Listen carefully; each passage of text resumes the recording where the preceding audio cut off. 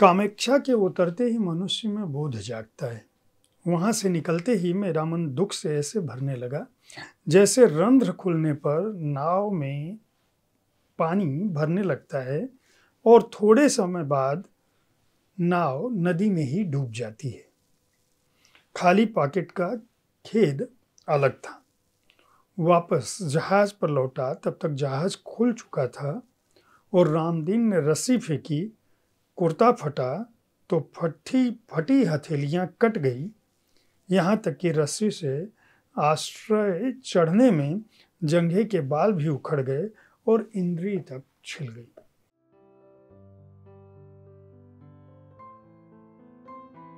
मैं हूं जयप्रकाश पांडे। आप देख रहे हैं साहित्य तक के बुक कैफे का एक दिन एक किताब कार्यक्रम और आज जिस किताब के साथ मैं उपस्थित हूं उसका नाम है मतलब हिंदू त्रयी का पहला भाग है। ये अंबर पांडे का पहला उपन्यास है और इसी उपन्यास का एक अंश मैंने सुना है। इसका जो मुख्य पात्र है वह जब पानी के जहाज से विदेश यात्रा करने के लिए निकलता है तो वहाँ श्रीलंका में जब वो वेश्यागमन करता है, वहाँ से लौटता है तो इस तरह की बात करता है।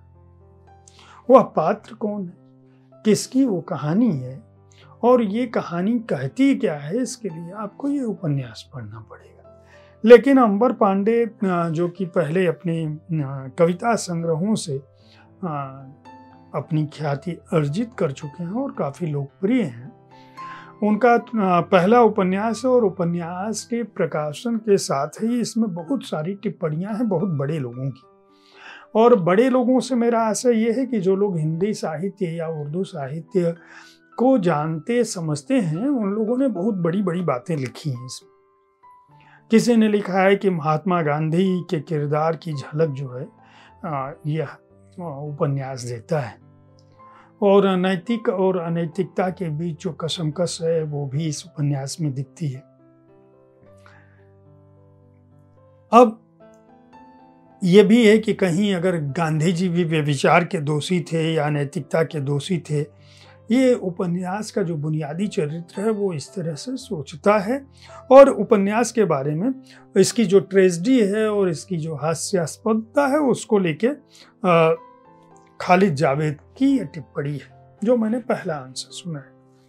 उसके बाद गीतांजलि श्री लिख रही हैं कि नाटककार बनने और बारिस्टर गांधी के संपर्क में आकर बेदोष जीवन जीने के इच्छुक युवक की आप बीती है जो दोनों इच्छाओं से दूर चला जाता है। ये जो बारिस्टर शब्द है ये गीतांजलि श्री के अलावा इस उपन्यास में हर जगह है, लेकिन बाकी किसी टिप्पणीकार ने, जिनमें अलका सरावगी भी शामिल हैं, अनामिका भी हैं, उदयन वाजपेयी भी हैं, आशुतोष दुबे भी हैं, ममता कालिया भी हैं, किसी ने बैरिस्टर को बारिस्टर नहीं लिखा है। इसकी भाषा को लेके, इस उपन्यास की भाषा को लेके काफ़ी आलोचना हुई है और सोशल मीडिया पर एक तरह की बहस भी छिड़ी है। इसे पढ़ते हुए मेरा भी ये मानना है कि भाषा को लेकर इस तरह का प्रयोग जब हम करते हैं जो पाठक को पढ़ने के दौरान बजाय उसे प्रवाहमय करने के आपके भावों तक पहुंचने के लिए मुश्किलें पैदा करे, तो यह उपन्यासकार की अपनी पसंद तो हो सकती है लेकिन पाठकों के लिहाज से उसके लिए पाठ्य दुरूह करती है। जो पात्र संस्कृत के परिष्कृत शब्दों का प्रयोग कर सकता है, जो पात्र महात्मा गांधी के हर तरह के प्रयोग, खासकर जो अस्पृश्यता के विरुद्ध उनका प्रयोग है, उसको समझ सकता है, जो पात्र अपने घर परिवार ब्राह्मण कुल परंपरा के साथ साथ चंपक पुष्प और विभत्स पारितोषिक जैसे शब्दों का प्रयोग कर सकता है, जो खुद नाटक मंडली में काम कर रहा होता है, वह बैरिस्टर को बारिस्टर क्यों कहता है, यह पूरे उपन्यास में समझना थोड़ा मुश्किल है। कहा गया है कि यह उपन्यास जो है वह गुजराती और हिंदी का एक अनूठा प्रयोग करता है, जिस इलाके में जो भाषा बोली जाती है उसकी बात करता है। लेकिन ऐसा नहीं है, पूरा उपन्यास हिंदी में है। सिर्फ कुछ शब्द ऐसे हैं जो उसे गुजराती पुट देने या स्थानीयता का पुट देने की कोशिश करते हैं। उपन्यास की कहानी सामान्य तौर पर किसी भी पात्र की कहानी हो सकती है। सिर्फ भाषा की दुरूहता जो है वह इस उपन्यास को एक अलग स्वरूप देने की कोशिश करती है। इसका जो नायक है वह अपनी जीवनचर्या में महात्मा गांधी जी का पड़ोसी है। वह गांधी को देखता है और उनसे सीखने समझने की कुछ कोशिश करता है। गांधी जी का जो महाराज है, जो खाना बनाता है उनका, उससे इस युवक का दो चार होता रहता है। घर में इसके आर्थिक विपन्नता है और विपन्नता के बीच उसके पिता, उसकी माँ और उसकी एक बुआ है, एक फुफेरी बहन है। फुफेरी बहन का पति भी होता है, उसके अपने आग्रह दुराग्रह होते हैं। हालांकि बहन शादी करके चली जाती है। पड़ोसी हैं, पड़ोसी की एक लड़की है, उसको देखते हुए यह क्या कुछ सोचता है। इस नायक की शादी हो जाती है, उसके बच्चे होते हैं। पत्नी किस तरह से आर्थिक अभाव में मर जाती है। संसार से भागने और संसार के बीच रहने की जो गाथा है, उसमें आप जिन लोगों ने सरस्वती चंद्र या बंदनी फिल्म देखी होगी, उनको इस तरह के कथानक का कुछ आभास होगा। कहीं कहीं दर्शन का भी पुट इसके अंदर है, बौद्धिकता का पुट है। अंग्रेजी नाटककारों, अंग्रेजी लेखकों की बातों का वाक्यांश उनके साथ साथ चलते हैं। स्त्री का संपर्क, स्त्री का संसर्ग, घर जीवन यापन की जो परंपरा है, संसार को लेकर जो नायक की दृष्टि है, वह सब कुछ इस उपन्यास में है। यह उपन्यास कथानक दर कथानक, बात दर बात, हर एक वाक्य में कई तरह के प्रयोगों से भरा हुआ है। मुझे लगता है कि भाषा के साथ अंबर पांडे एक अभिनव प्रयोग करने की कोशिश कर रहे हैं, या वो इस के साथ प्रयोग कर रहे हैं। लेकिन यह प्रयोग जो है, मुझे लगता है कि कहीं न कहीं गीतांजलि श्री के उपन्यासों में जिस तरह का एक शेड है एब्स्ट्रैक्ट, अगर उसी तरफ बढ़ना है अंबर पांडे को, तो अंबर पांडे को उदय प्रकाश जी की भाषा को ग्रहण करना चाहिए। एब्स्ट्रैक्ट में उदय प्रकाश जी भी लिखते हैं, लेकिन उनके भाव स्पष्ट होते हैं। यहाँ भाव स्पष्ट होते हैं, लेकिन कई बार भाषा जो है एक दूसरे को बाधित करती है और उस एक बात को छोड़ दिया जाए जो कि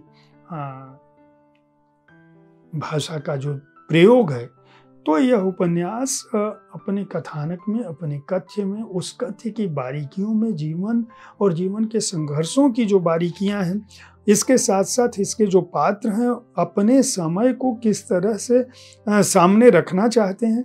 कोई भी मध्यम वर्गीय परिवार हो सकता है, लेकिन ये मध्यम वर्गीय परिवार और यह युवा किस तरह से महात्मा गांधी के जीवन कर्म को अपनी दृष्टि से समझने की कोशिश करता है, और साथ साथ माँ, बुआ, फुफेरी बहन और पत्नी के अलावा उसकी प्रेमिका, और प्रेमिका के अलावा जो ऐसा मैंने बताया कि जब वह विदेश यात्रा पर होता है तो किस तरह से वह तमाम दूसरी कुरीतियों में फंसता है, और उसे लेकर किस तरह से उसे पश्चाताप का बोध होता है, पाप बोध होता है, कजुर्बे बटोरता है, और किस तरह से वह एक तरह से वितृष्णा के साथ साथ जीवन की सच्चाइयों से रूबरू होता है।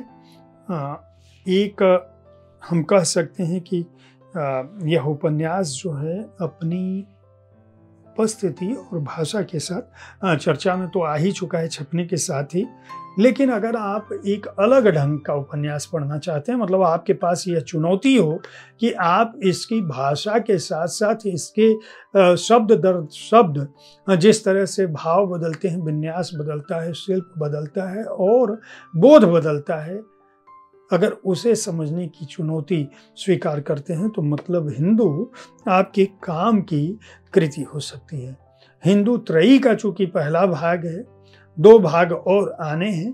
और इस तरह के उपन्यासों में अगर त्रयी की बात की जाती है तो यह समझना मुश्किल है कि किसी एक हिस्से को पढ़कर आप कुछ नहीं कह सकते। जिन लोगों ने गोर्की को पढ़ा है, जिन लोगों ने मोपांसा को पढ़ा है, जिन लोगों ने चेखव को पढ़ा है, या जिन लोगों ने भारत में भी अज्ञेय से लेकर निर्मल वर्मा से लेकर जयशंकर प्रसाद को अगर पढ़ा है, तो आप जानेंगे कि भाषा अपनी तरह से चलती है, उसकी अपनी लय है, उसका अपना प्रवाह है, और अपनी बौद्धिकता में कम से कम हमें पाठक के उस सरल प्रवाह को तोड़ना नहीं चाहिए। लेकिन चूंकि अंबर पांडे जिस तरह से रखना चाहते हैं, और खालिद जावेद ने इसके आवरण पर लिखा है कि जैसे मैंने किसी यूनानी ट्रेजेडी को पढ़कर खत्म किया, यह काम आधुनिक समय में एक बड़ा नावल कर सकता है, और उनके हिसाब से यह नावल बड़ा है। तो आपको भी अगर इस तरह की कोई कृति पढ़ने का मन हो, मतलब हिंदू को, जिसमें मतलब हिंदू से आशय मुझे स्पष्ट नहीं हुआ उपन्यास को पढ़ने के बाद भी, कि दरअसल इस उपन्यास का नाम मतलब हिंदू क्यों था, या इसमें गांधी महाराज किस तरह से आए हैं और उनके आने का क्या अर्थ है। बहुत सारे ऐसे शब्द हैं जो काफ़ी बोल्ड हैं, और विवरण भी कुछ ऐसे हैं जो कहीं कहीं बोल्ड हैं। मुझे लगता है कि उपन्यासकार एक साथ जो है विरासत, अतीत, आधुनिकता, भविष्य, एक परिष्कृत भाषा या अलग तरह की भाषा को गढ़ने और अलग तरह का उपन्यास लिखने के लिए तमाम तरह के जितने भी उपक्रम हो सकते हैं, वह सारा उपक्रम अपनाया है इसमें। हालांकि पहली कृति है अंबर पांडे की। सामान्य तौर पर मैं हर कृति की प्रशंसा करता हूँ, कृति के बारे में बताता हूँ। इस कृति के बारे में भी मैंने बताया कि एक सहज पात्र है, उस सहज पात्र के माध्यम से आप उस समय का गुजरात देख सकते हो जब तप, तपस्या, अस्पृश्यता, छुआछूत, धर्म का जो दृष्टिकोण है, आधुनिकता का जो दृष्टिकोण है, अखबार को लेकर जो सोच है, यहाँ तक कि अखबार के पाठन को भी धर्म के विपरीत समझा जा रहा हो, उस युग की बात है, उस दौर की बात है, उस कालखंड की बात है। तो उस कालखंड को समझने के लिए इस उपन्यास को खरीद कर पढ़ सकते हैं। इसे वाणी प्रकाशन ने प्रकाशित किया है। मूल्य 399 रुपये है। मैं साहित्य तक के बुक कैफे की एक दिन एक किताब में हर दिन आपके पास विविध विधाओं की पुस्तकों के साथ अपनी राय को लेकर उपस्थित होता हूँ। इसकी वजह यह है कि आप जिस विधा विशेष को पसंद करते हो, उस पुस्तक के बारे में जानकारी पा सकें, उस पुस्तक के बारे में मेरी राय को जान सकें। कल ठीक इसी समय ऐसे ही किसी कृति के साथ फिर मिलूंगा। देखते रहिए साहित्य तक। धन्यवाद।